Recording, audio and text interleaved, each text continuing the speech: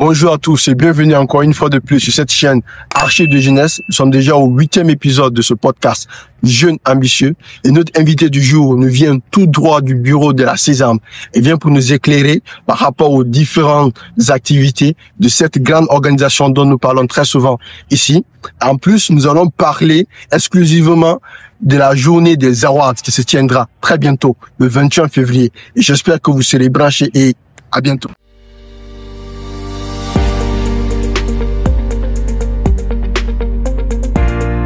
Merci beaucoup, Emmanuel, pour la parole. Bonsoir à tous. Laissez-moi me présenter. Je m'appelle Alissa Chebou-Souley. Je suis étudiante en 3e année de sciences économiques et gestion et j'occupe actuellement le poste de la chargée à l'organisation et aux affaires culturelles de la Sésame Meknès. Très bien, merci beaucoup. Ça fait un énorme plaisir de vous recevoir sur cette chaîne. Pouvez-vous nous définir rapidement la Sésame pour ceux qui ne connaissent pas? La Sésame, c'est la confédération des élèves, étudiants et stagiaires africains étrangers au Maroc. D'accord. Je sais qu'il y a eu énormément de réalisations. Tout le monde en parle ici à Meknès, que ce soit à Meknès et ailleurs d'ailleurs. Et je sais que ces grandes organisations, derrière, il y a toujours un grand travail.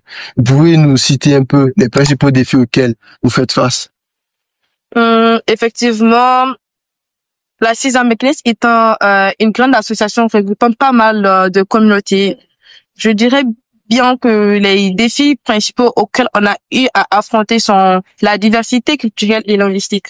Parce que parfois, on a les différences de langue, tradition et culture des différents pays qui compliquent parfois la communication et la prise des décisions communes.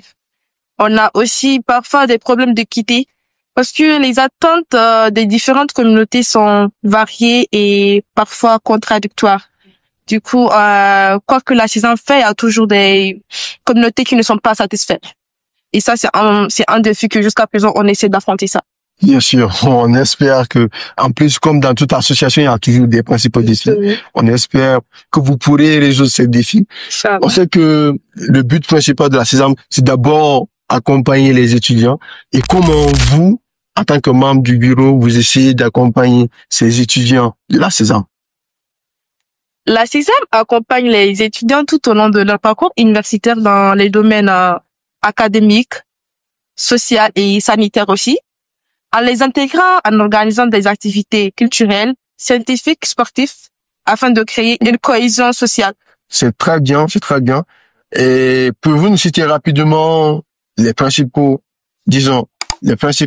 activités que vous avez organisées récemment? Je dirais qu'au cours de notre mandat, on a eu à organiser pas mal d'activités dont je vais citer la Journée internationale des droits de la femme jumelée avec la journée d'intégration. Aussi un match d'intégration entre les anciens secrétaires généraux et les nouveaux. Aussi une journée culturelle qui regroupe entre 16 à 17 communautés comme ça.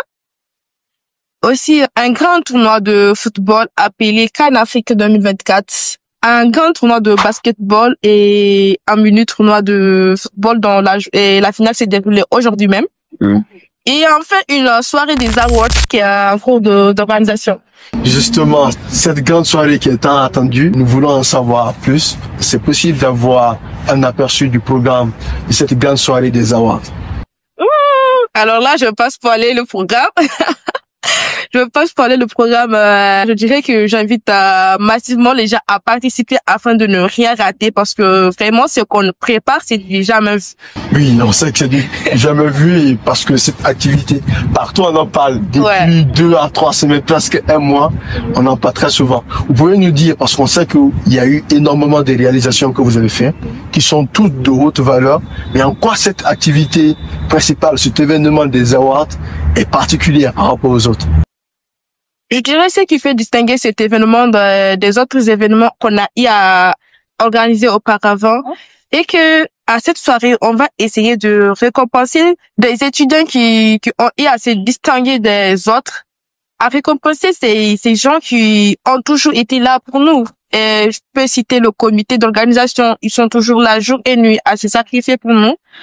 Et aussi, comparé aux d'autres événements qu'on a eu à organiser précédents, je dirais que cet événement, se déroulera dans la nuit, alors que la plupart de nos activités se déroulaient dans la journée. Oui. En plus, on s'attend à énormément de récompenses. Ah oui, ça c'est sûr. Énormément de récompenses. Et justement, en parlant de ces récompenses, vous pouvez nous citer les différentes catégories de nominations à quoi on pourrait s'attendre?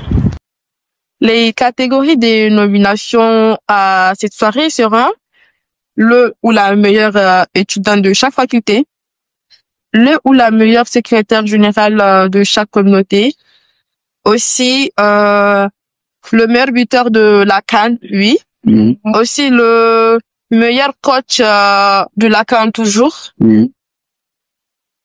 le ou la meilleure modératrice. Bon, et tant d'autres aussi que vraiment vous allez voir de vous-même lors de la soirée. On espère, en tout cas, on en a très très hâte. Oui. Et j'espère de tout cœur que ce sera à la hauteur de nos espérances. Si j'en doute pas.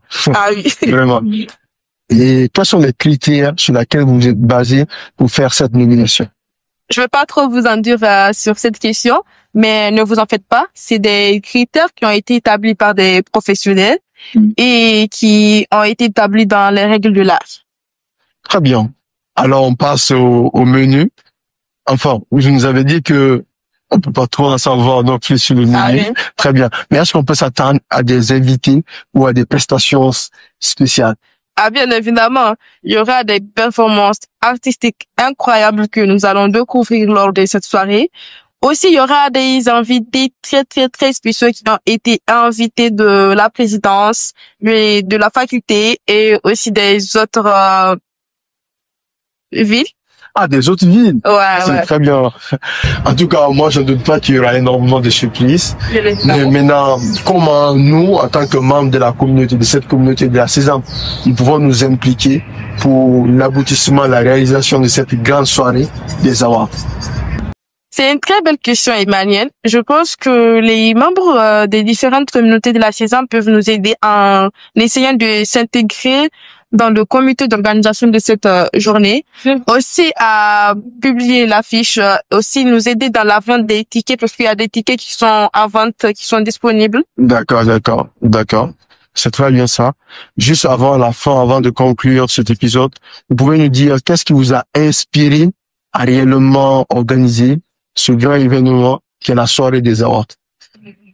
Ce qui nous a motivés à organiser cette soirée est de pouvoir valoriser l'effort fourni par les étudiants, aussi d'encourager l'excellence et enfin de remercier ces différentes personnes, partenaires et sponsors qui ont été toujours là pour nous lors de nos activités précédentes. Super, c'est excellent. Est-ce que vous avez un mot de fin pour cet épisode? Déjà, merci beaucoup Emmanuel pour l'invitation. Je m'attendais vraiment pas. C'est une très belle initiative. Vraiment, je vous encourage. Et aussi, j'aimerais vraiment attirer l'attention de nos chers étudiants. Nous vous attendons impatiemment à cette soirée ce 21 février 2025 au Palais Saada parce que vraiment, c'est une soirée à ne pas rater. Venez, soyez tous chics et élégants. On vous attend. Merci beaucoup. Merci encore, chers Sésamiens, chers téléspectateurs, et à bientôt pour la soirée des awards. À bientôt!